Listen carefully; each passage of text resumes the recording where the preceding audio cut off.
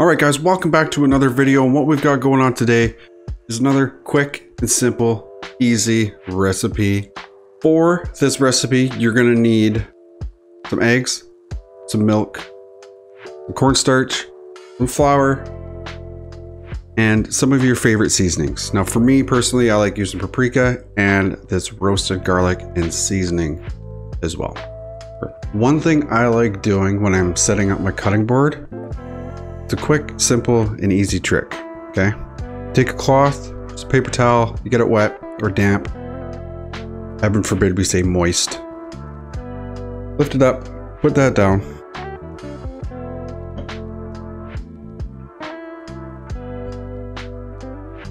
And now your cutting board won't slide. I'll show you the difference. Put that on there. And you see how easy that slips and slides. So less chance of you cutting yourself when you're preparing anything. Way easier to take some paper towel or a cloth, get it wet, wring it out, and place it underneath. As you guys can see, we've got half cup cornstarch, 1 cup flour, tablespoon of roasted garlic seasoning, tablespoon paprika, some fresh cracked pepper, and some sea salt. So we're going to give that a whisk.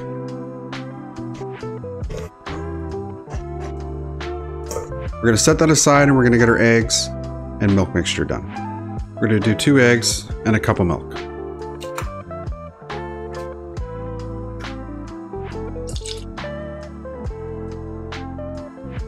Okay, that's it there. So we're going to give this a whisk.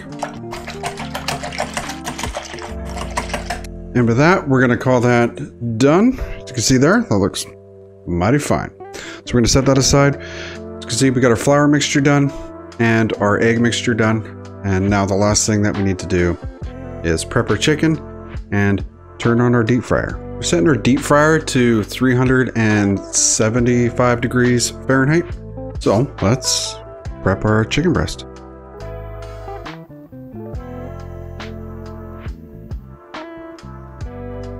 All right guys, we got our chicken breasts, so now we're gonna slice them and get them ready for breading.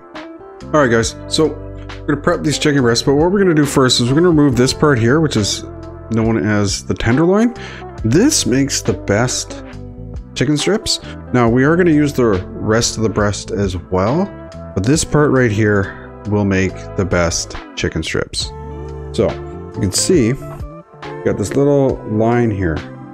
It's where there's the 2 separate muscles. So we're going to pull it apart. You can pull it and you can see that line, right? So now you'll just cut like so. There you go. All right, this right here will make the best, super tender. Okay, so we're going to set that aside. Now to prep the chicken breast, okay, we're going to take our knife, and I like going in on a bit of an angle, right? Just like so, okay? All right, so now they're all sliced up, they're all ready to go. You should have something that looks very similar to this. I'm going to share another tip with you guys. I like using a wide base dish for my breading mixture. Either if I'm using breadcrumbs or if I'm, like I'm doing today, I'm using flour mixture. Now, the reason why is because we want to get our hands in there and we want to actually firmly press the chicken breasts into the flour mixture. Okay, that's what's going to spread them out, make them a little thinner, but also make them look bigger. Okay, and you know, depending on who you ask, bigger may or may not always be better, but in this case it is. So we got a dish like this, which is a flan dish. It's wide, it's shallow, and how I'm going to show you how to bread it will make a whole lot of sense. So let's get into that.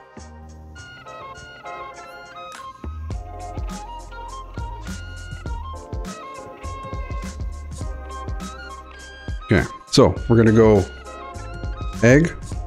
Okay, get it in there. Okay. Shake off a little of the excess. We're going to take the flour, take a handful with our hand. Okay, we're We're gonna lay the chicken breast on top of that flour. We're gonna take the flour. Okay. Now with the other hand, we're gonna press. Okay. We're gonna give it a good press. Okay. Shake off, rotate, put back on top, and give it another good press. Okay. Shake off. And that's it there. Okay, that's it. Easy. Okay. And we're just gonna repeat the process and actually get into it. Just like really use some force. Okay, it's not gonna hurt it. It's already dead. All right, guys, you can see we've got 5 done. I'm gonna stop there, and we're gonna get these guys in the fryer, and I'm gonna show you how to do that. Now, when we initially drop these guys down into the fryer, okay, we're gonna dunk them, and we're gonna take them back out just for a split second, all right? And that's just so they don't stick and cook to the bottom of the fry basket, okay? And then quickly back down in the fryer, and they shouldn't stick to the bottom of your fry basket, and you should be good to go. So let's mosey on over to the deep fryer.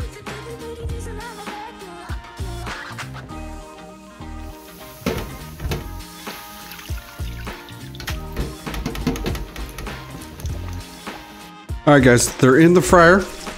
So 375, these guys, because we pressed them so well, 3 to 5 minutes should all it take. All right, guys, it's been about 5 minutes. So let's take a look. As always, with anything deep fried, I like to put them on a little bit of paper towel as soon as they come out of the deep fryer. And that's just to take care of any extra grease. Look at the color on those guys. They look good. So I'll throw them on a plate so you guys can get a better look at the finished product. Oh, look at that. They look good. No, I would pair these up with fries. You can pair them up with salad. You can even take these cooked, chop them up, put them on top of a salad. The world's your oyster. Well, in this case, it's deep fried chicken strips. Hey, and that you could say you made yourself. Okay, and let's take a look. Break it open. Beautifully cooked on the inside. It's moist. You got a nice thin coat. It's crunchy. Bite into it. That is tasty all on its own.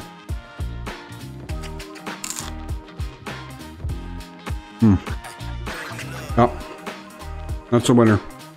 It doesn't get much simpler than that. A little bit of honey Dijon sauce or barbecue sauce. Heck, you can even take these and toss them in hot sauce, and then you've got buffalo chicken strips. Like, you can do whatever you want with this. And now you have a simple, quick, and easy recipe. If you wanted these with a bit more crunch, then you go back and you can double bread them. I personally prefer the single breading just because it's lighter. It may not stay as crispy longer, but I mean, the flavor in that coating is amazing. All right, guys, just as a reminder, I do stream live cooking shows over on Twitch as well as you'll catch me playing a few games as well too. So the link for that will be down in the description down below. All right, guys, if you liked the video, consider giving the video a like, possibly even subscribing to the channel, as I do upload quick, simple recipes once a week. All right, guys, thank you very much for watching. And as always, I'll see you in the next one. Happy cooking.